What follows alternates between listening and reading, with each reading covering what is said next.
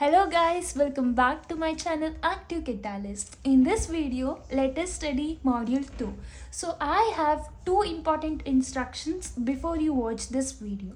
The first instruction is there is only 11 questions from this module and it is very easy. Like there is nothing more to write about theory. You have to just understand it and solve with examples. That's it.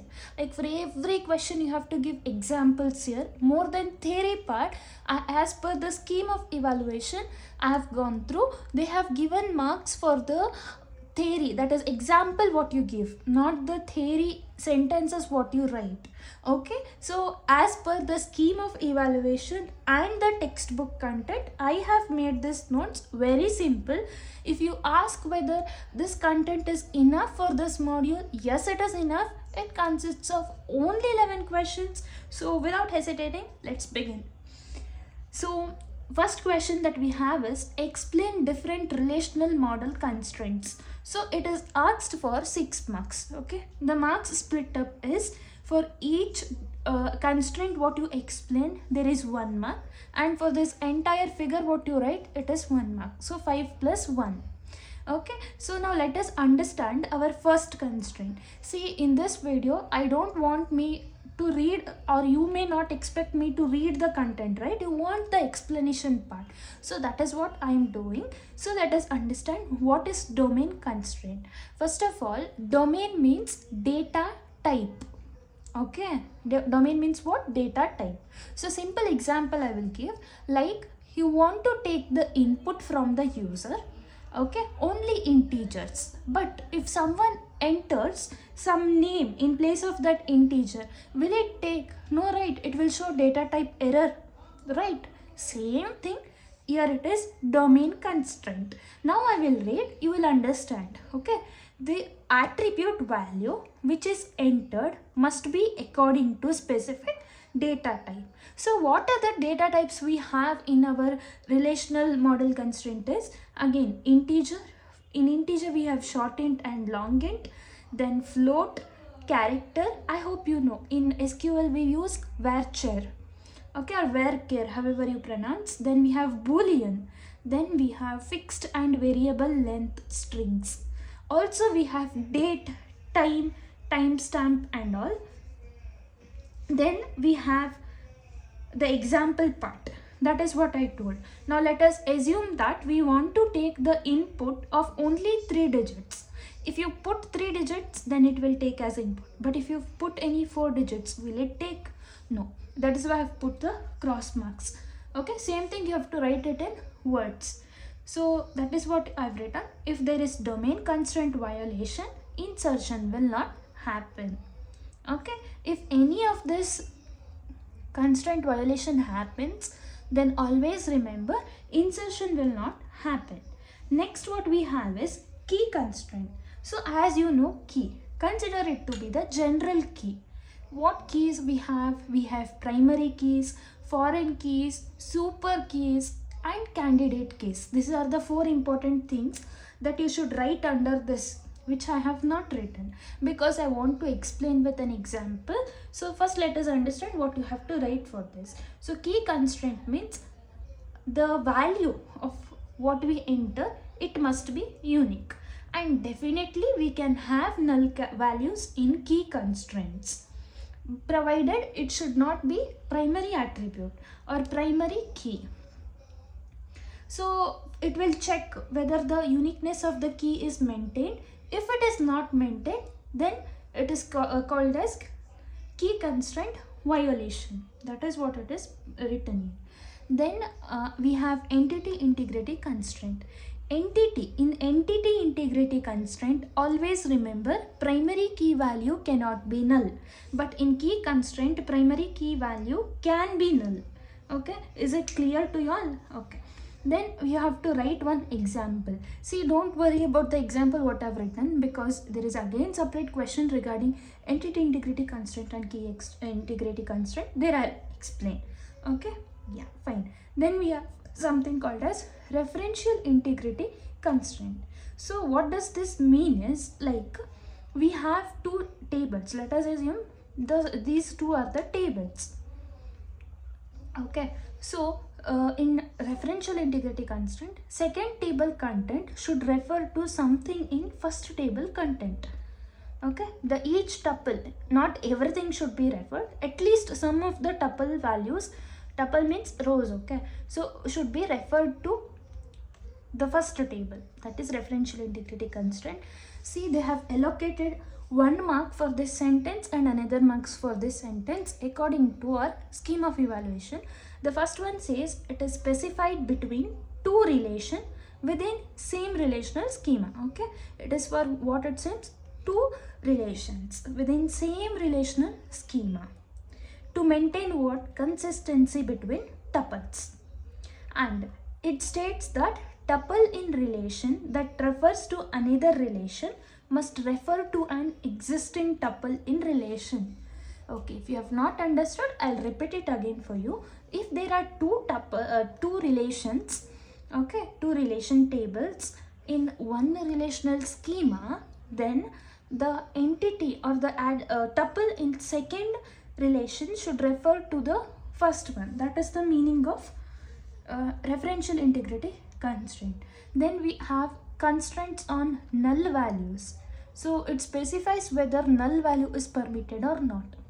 So while insertion, if we don't want user to insert null value for any one specific column, then we can specify it in the query writing part itself. Okay, that is the meaning of this sentence. Now let us look at the example, another example for domain constraint. See, one example you can write it that it will not assume the numbers or accept the numbers like this. Another you have to give in the form of table. See, in SQL, that especially in this second module, no, they expect you to write everything in the form of table. For each example, write different tables. I have taken two values so that it will be easier for you to understand, but you take many number of tuples.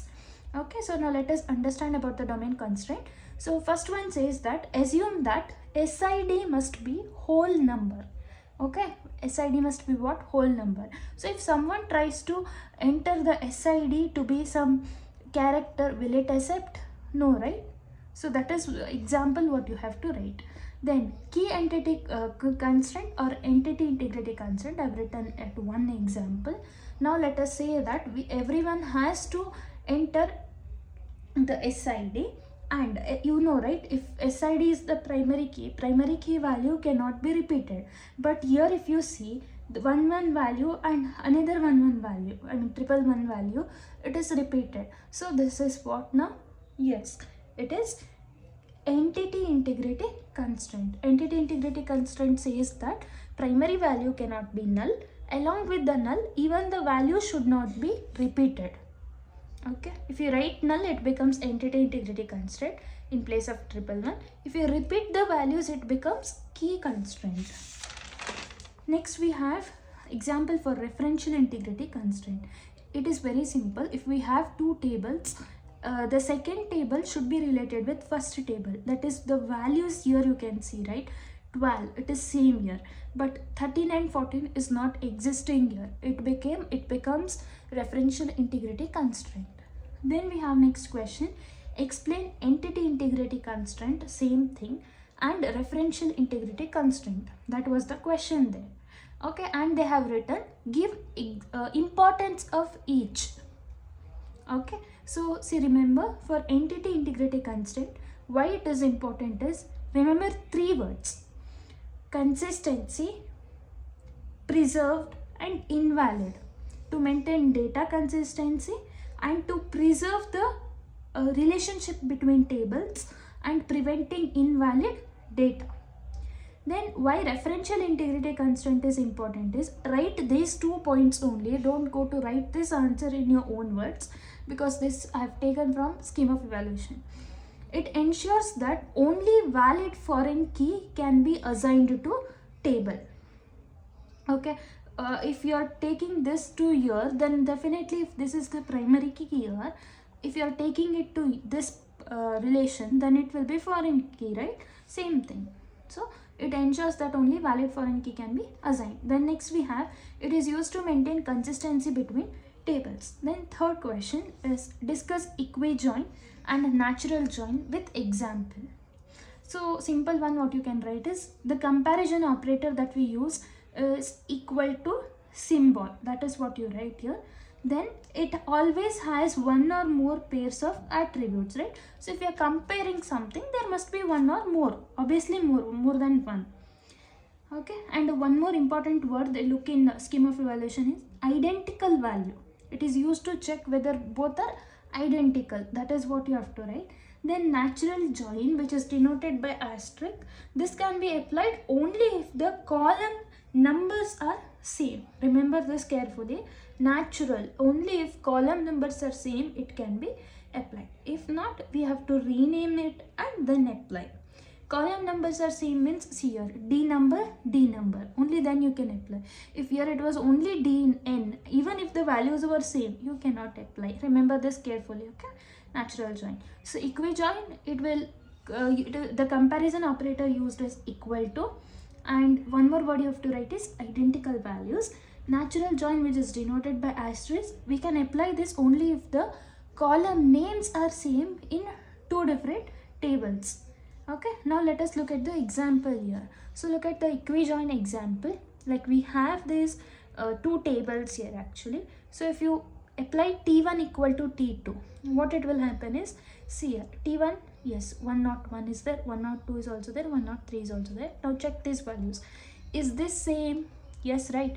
So then when you apply equijoin, this entire thing will go here. I mean, it will get printed here totally. Okay, so that is what I wanted to tell, and some other examples I have given. You can read it by yourself. No need of expressing it in terms of algebraic form. Your relational form is enough, because this model is just about relational model. Then another example I have given for equijoin. Just go through. Why I have given two examples for each is in scheme of evaluation they have mentioned like that. Like, see, this question was asked for 8 marks. When they ask question for 8 marks and only 2 topics is asked, means always write two examples. Then one more example also I've written. If you want, you can write in this form. If not, not necessary. Then explain relational algebra operation for set theory. It was asked only for 4 marks. So you have to just write like when do we apply relational algebra operation, or by satisfying what condition we can apply. That is union compatibility. Now what is union compatibility is, if there are 2 tables, if you want to apply any of the relational algebra operation, then the domain means what? Data type of first column must be equal to the data type of the first column second relation. I'll repeat it again. Domain of column 1 of relation 1 must be equal to domain of column 1 of relation 2. Okay, that is what I have written here in the wordings. You can read it later. So what are the operators we have? We have union, difference, that is difference you already know, and one more is intersection. Renaming is also written actually, even transaction is also written, but here since they have asked only for 4 marks, you can just write the definition like where it is applied, then about the union compatibility, and just the example. Now for union operator, when do we use union operator? When we want to combine everything. I have written all. Union means all, you remember it like that. So S1 and S2, if you want to combine it, so look here, SID we have 2, here also it is 2, right? So it will get combined. See, okay, 2 Bob. Do we have anything else? Yeah, 1 Alice is also there, 1 Alice gets printed. Then 3 Carol is also there, gets printed. In whole it will print everything. Okay, then but only once. See, here also you can see 2 Bob, here also you can see 2 Bob, but it will print only once. Remember this. Then intersection means common in both the tables. What is common in both the tables? That will get printed. So look at this table and this table. What is common? 2 Bob and 2 Bob is common. So that gets printed over here. Then we have difference. Difference is very simple. First table, what content is there? Minus second table. Okay. So if you do S1 minus S2, you will get this thing. It returns tuple that are present in first relation and not in second relation. See, one alias is present in first relation. Is it present in second one? No. So that gets printed. Okay, S1 means present in first relation and absent in second relation. Okay, then this is one more example. I have written it in next page. So one more important thing I have to tell regarding relational algebra operations. We have unary operators, binary operators, and extended or derived operators.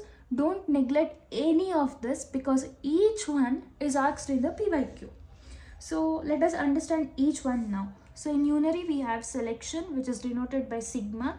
Then we have projection, which is denoted by phi, and renaming is denoted like this. Okay, so then coming to the next part, that is consider sailors boat reserves database.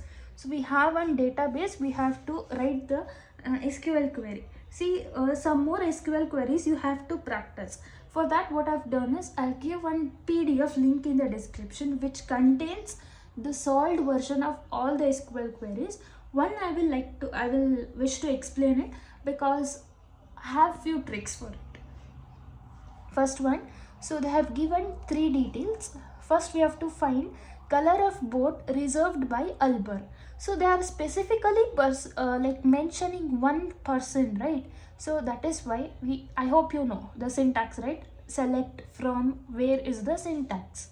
So since they are specifically mentioning it as Albert, we have to write distinct word.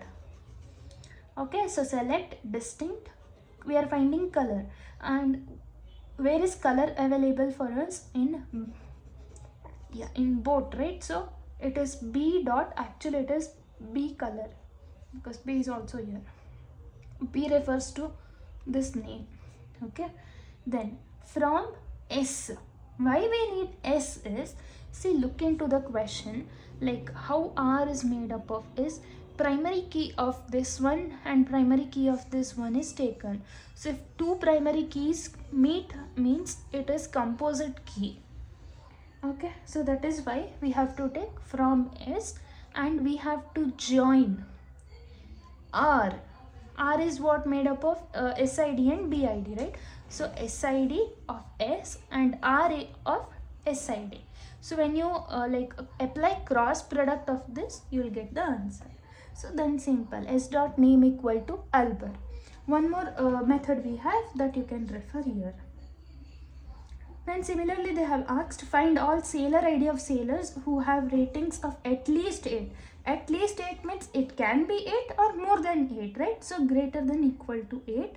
Or, see, remember in SQL or means union. Okay, so if you are writing union, 2 different select statements must be written. Then we have continuation of that question where they have asked find names of sailors who have not reserved boat. So for not reserved we can use not in operator. Okay, simple one. Then whose name contains string. See, there might be certain pattern. In one pattern there might be a very small word called storm.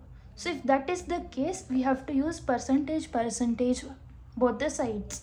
Means here it can be any characters, here also it can be any characters, but somewhere this word should be there.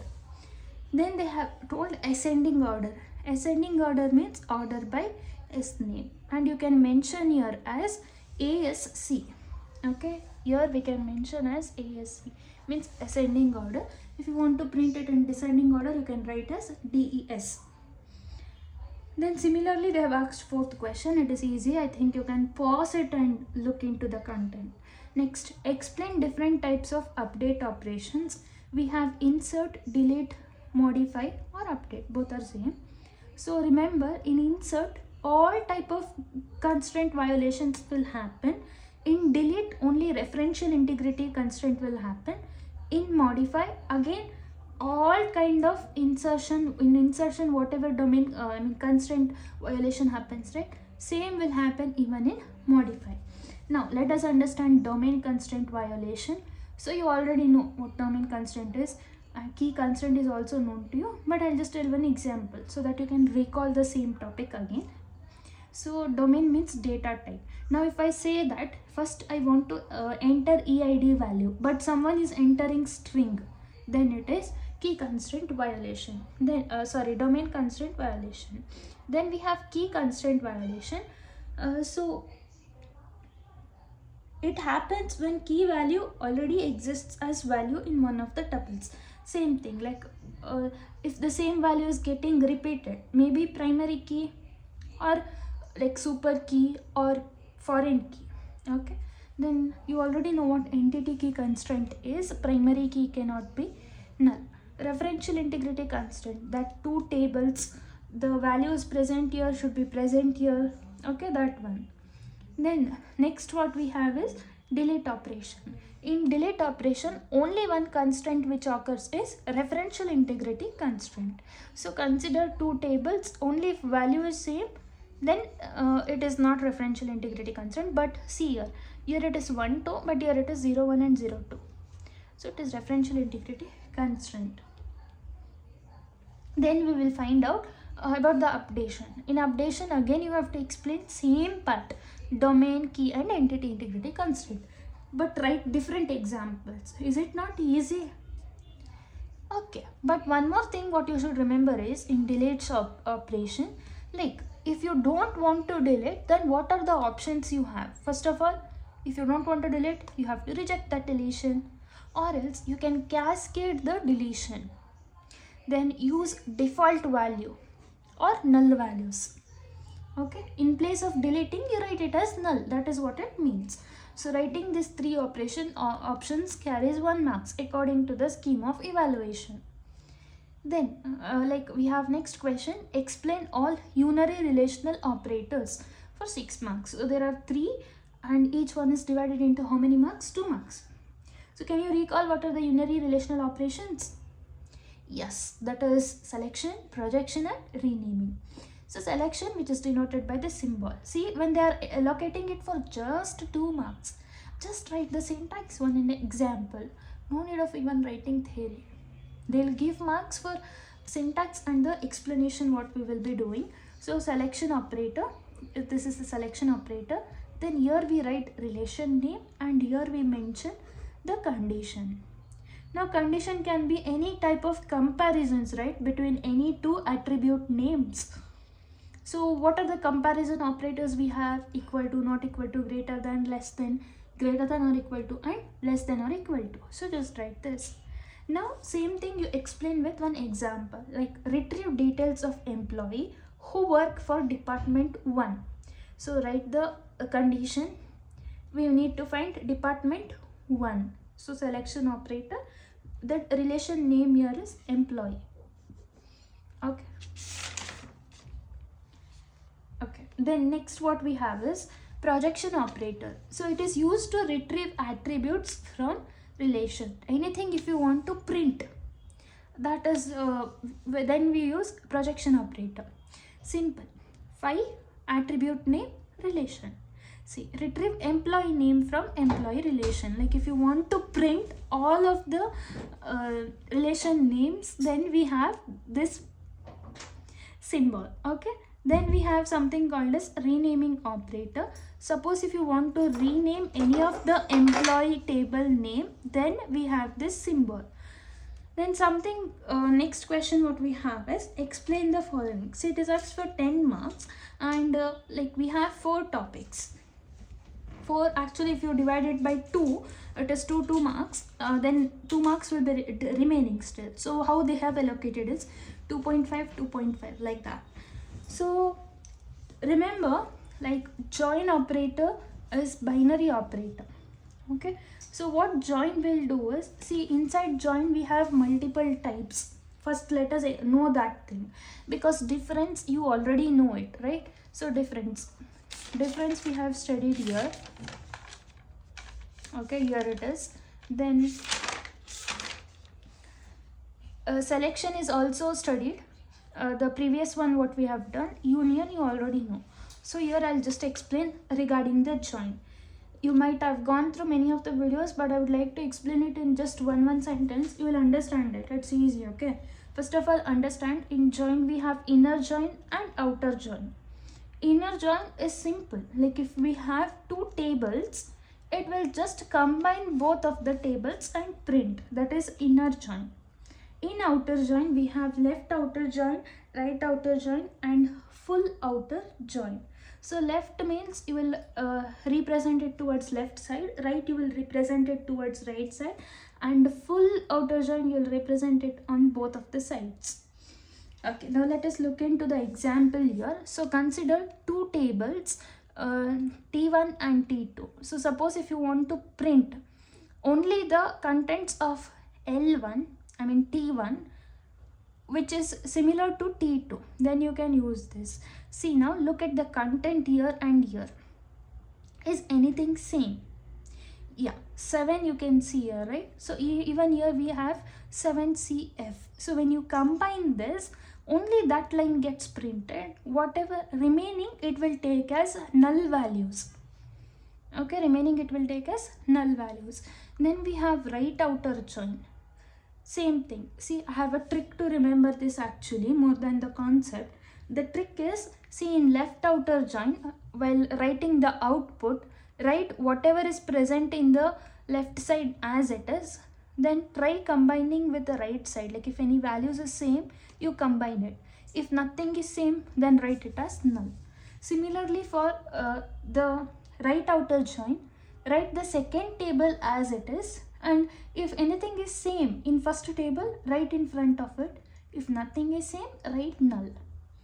Then we have left and full outer join. Full outer join is again simple, where you have to mention two conditions. It will just take the values from first and second table. It will compare actually, okay? If A is equal to C, if any values of A and C are same, yeah, we have 7D and 7CF. That will get combined here. And B equal to D. Check with B and D. Yes, here we have A. Then anything else is same? No. So that will get combined and printed. But here we have not taken anything for the E, right? So for that it will print null. Maybe this is wrong. You have to just cross verify, okay? Because I just wanted to explain the concept. Then one more thing, important one, which is asked for 10 marks is ER to conceptual schema. We have steps. So whether if you're asking me whether this is enough, you'll understand it, okay? So now let us understand this answer, how to present. So first point says that mapping of regular entity types.